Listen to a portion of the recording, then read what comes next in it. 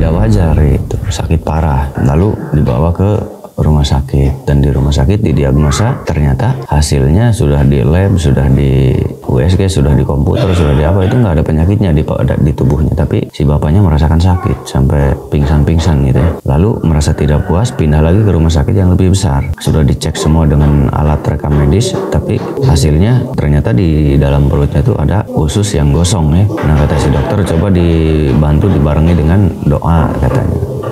Kata pak dokternya, bantu dibarengi dengan doa, maka larilah ke sini.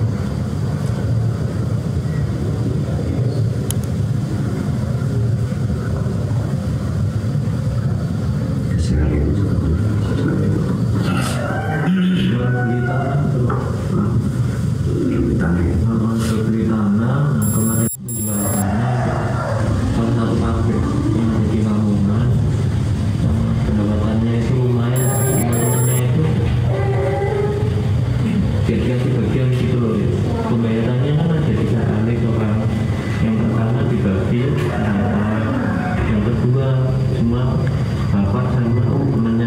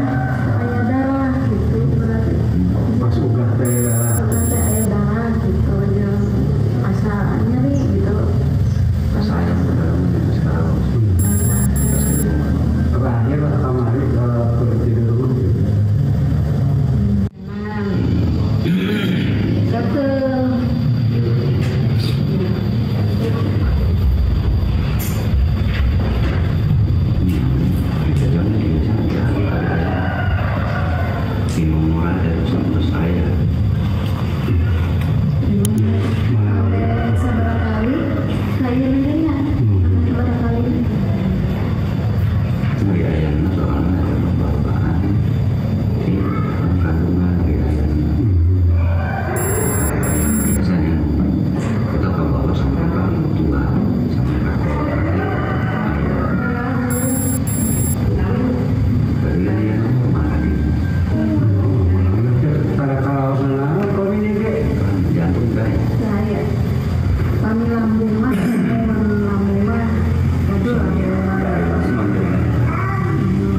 Sahur dokter Salapinan, makanya belum sahur.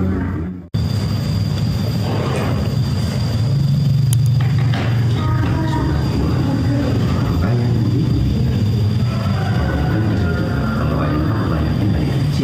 sebenarnya kayaknya kan, di nama khusus. ada 5 kalian.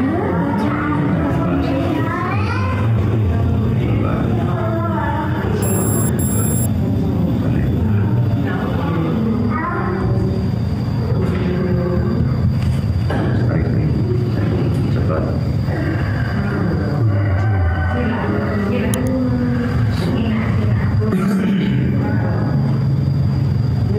Jantung nggak boleh dicek Pak.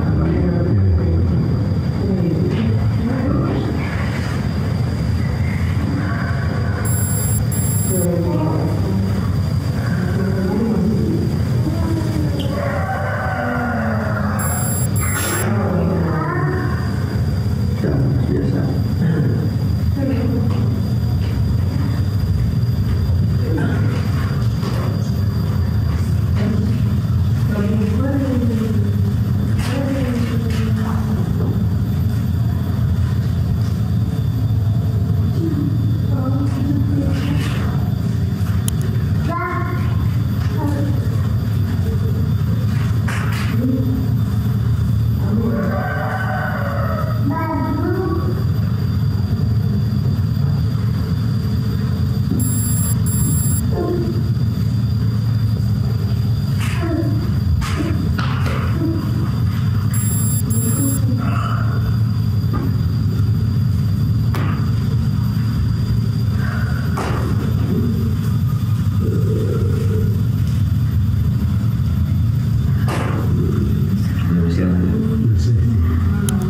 Aduh, saya pingsan. Dikeluarin tombel. Astagfirullahaladzim. Tombel atas dicek. Nafas biasa.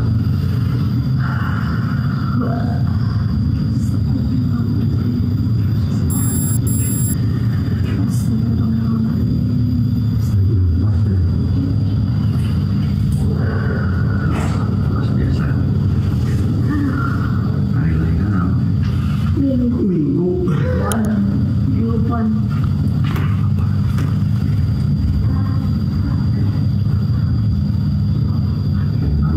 Terus kita Abi teh kadang suka seueur.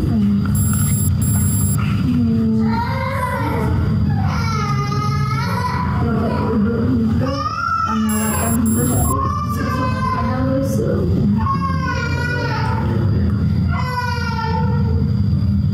Tadi beliau itu si AA ini, si Mas ini ya, jauh dari Jawa Timur ya, langsung dari Jawa Timur ke sini.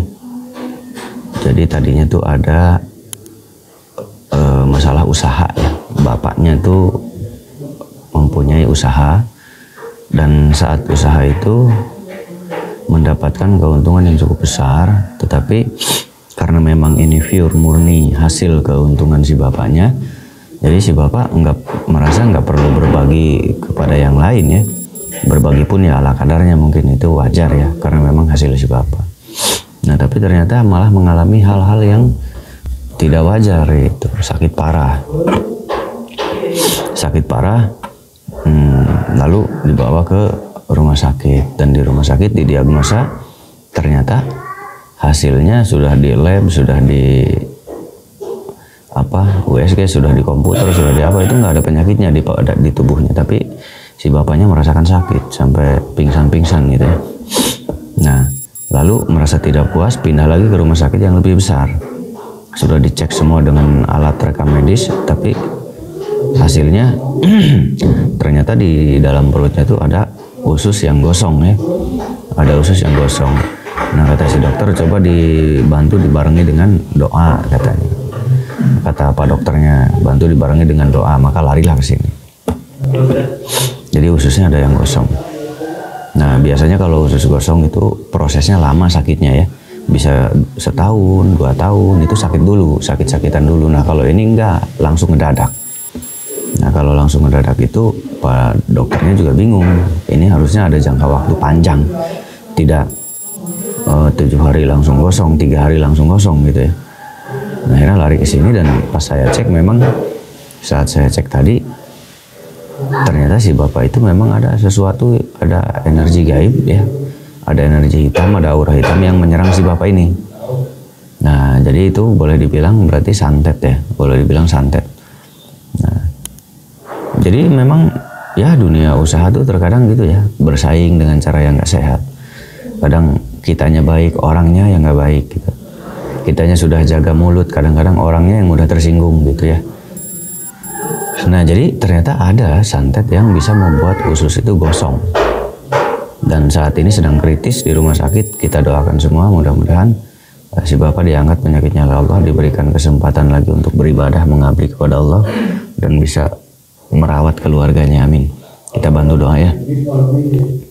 Nah, kalau si ibu ini beliau mempunyai penyakit tiba-tiba ayan, tiba-tiba kejang ya. Maksudnya gini, kalau kejang atau ayan biasanya kan itu dari kecil ya. Kebanyakan umumnya memang dari kecil atau dari remaja sudah mengidap penyakit kejang. Kalau ibu ini nggak ada, itu baru sebulan ini katanya.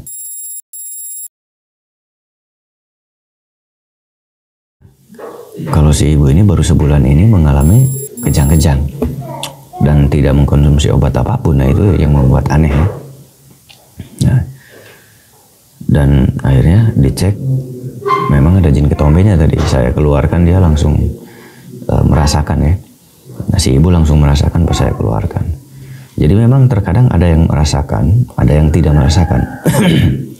Saat proses pengeluaran jin yang ada dalam tubuh, saat proses pengeluaran jin-jin penyakit ya, jin-jin penyakit yang ada dalam tubuh saat dikeluarkan itu terkadang terasa oleh pasien. Ada yang merasakan hangat itu di tempat yang saya keluarkan, ada yang merasakan pusing pas dikeluarkan, ada yang merasakan lemas pas dikeluarkan. Setelah itu ya normal lagi.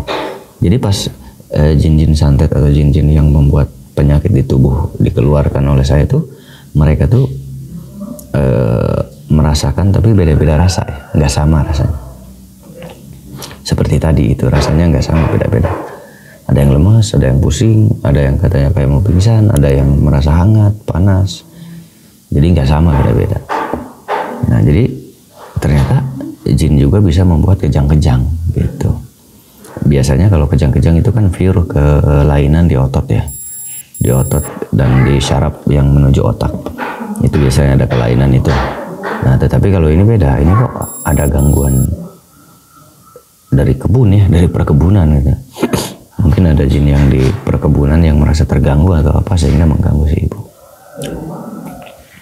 Nah, jadi tetap kita waspada, hati-hati, jaga diri kita dimanapun kita berada. Karena kejahatan itu memang terkadang kita sudah menghindarinya, tapi merekalah yang memang sifat dan wataknya sudah jahat. Jadi tetap pagari diri kita dengan doa-doa, tetap pagari diri kita dengan pikiran-pikiran positif, tetap jaga diri kita dengan hati rasa yang damai, tentram, adem ayem. Karena dengan pikiran positif, energi negatif akan sulit masuk. Kenapa? Karena aura kita tuh aura positif. Jadi energi negatif itu akan sulit masuk. Kenapa? Karena aura positif kita lebih kuat, mengelilingi tubuh kita, memagari tubuh kita. Ditambah dengan hati damai, adem, tentrem, ya, tidak punya rasa iri dengan siapapun, maka di situ akan terbentuk kekuatan yang sangat besar memagari kita. Jadi kita nggak boleh ada rasa iri ke orang lain, ada rasa merasa gimana ke orang lain. Cuekin aja, hidup kita, hidup mereka, hidup mereka. Jadi jangan merasakan urusan orang lain. Nah, supaya apa? Supaya kita terhindar dari hal-hal negatif gitu. Dan pemikiran kita jangan memikirkan orang lain, pikirkan aja hidup kita. Orang lain bodoh amat gitu ya. Itu nanti terbentuk suatu kekuatan pagar gaib yang sangat kuat gitu.